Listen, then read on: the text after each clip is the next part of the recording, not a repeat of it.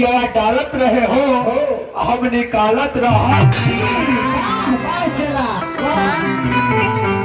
और कहना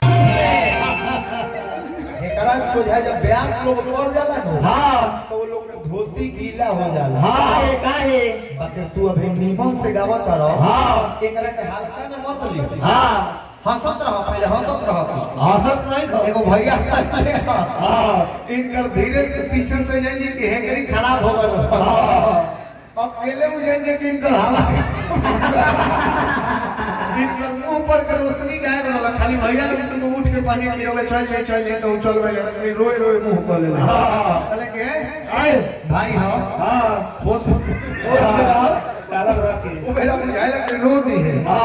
लेकिन कल्याण ने कहा कि भैया लोग पानी भैया छोड़ जाए दे दुगो लहा तनी बनी होके के चाहे तो है के भेज दिया ना तो हम तो दूर बनी उहे तरह के लूट लेते से गाना बजाना होता तनी कहीं दुगो ना हां गीत संगीत हां का वर्तमान प्रदेश से यही आगे बरांड हां ये जब शेर के कोनो पिंजरा ना रोक सके तो हेनी जो हिजरा के का औकात ना गाना बजाना करे खातिर भाई अलगे एगो रूट में जाला बराबर चाबी ना डालला के नतीजा होला कि मुरझाइला जो ताला हो जाला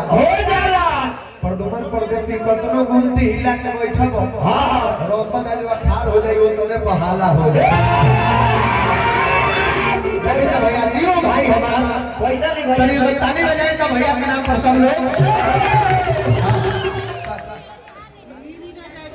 हाँ बस व्यवस्था करे कर वही जाए जैसे एक नंबर बात धीरे नहीं खेले दे ना भैया बोले कि धीरे खाली उठा के नहीं खेले ना ओजा से उगावा कोनो दिक्कत नहीं थे ई सही बात हां भाई जो अंदर घेरल बा हां त हमार भाई तुहार गोल है भाई हमार गोल हां होने से हेने तू का पड़े जान है कि जब हे बोला के भैंस हो बोले जाए हां तब वही हेने टोले में ओकरा भैंसा से भेंट नहीं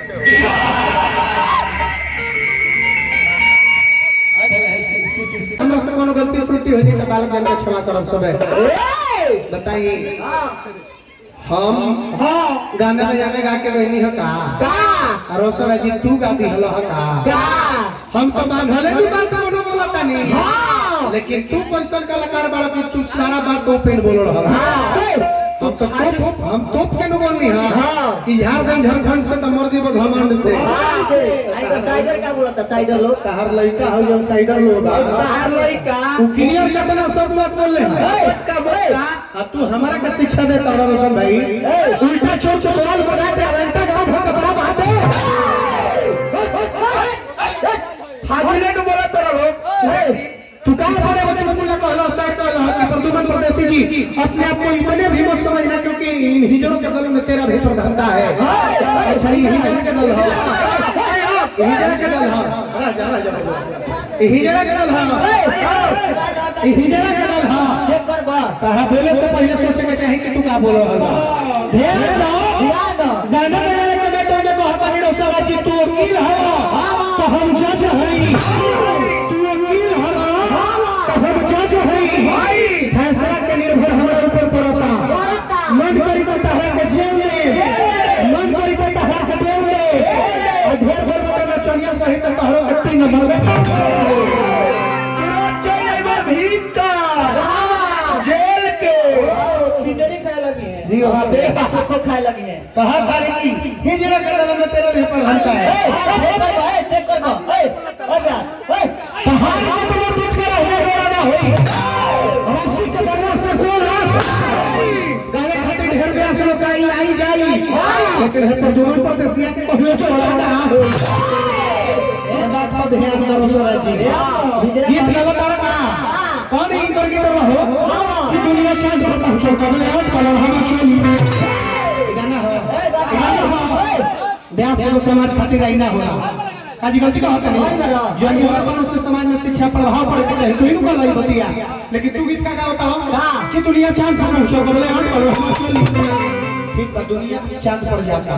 लेकिन तू ये जगह करता रह तू ये जगह करता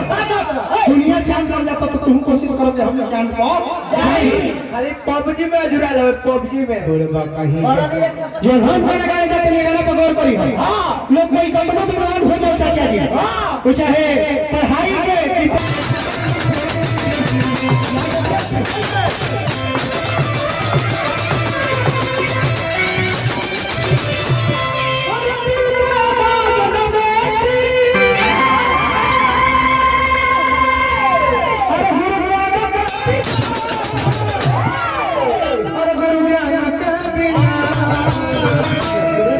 दिल के दागना मेटी रंदू मिनट पड़ जाए तने लयदारी गाय मोमेरो बता दिल के दागना मेटी गुरु ज्ञान के बिना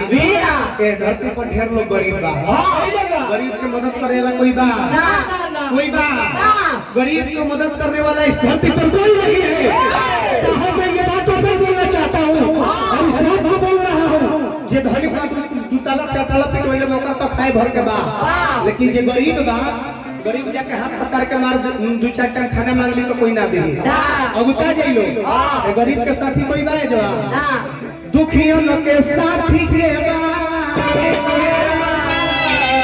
बस बारे तो ऊपर बैठल बड़े जड़ी धाका बा दुखियों के साथी के बा ओ भगवान के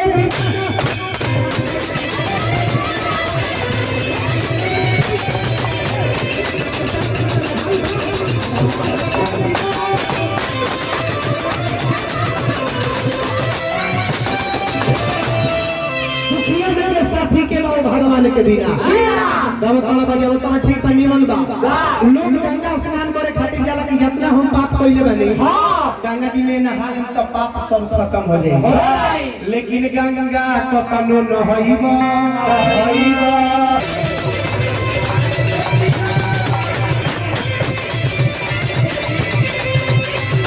सदैवा फैशन भले बनइबा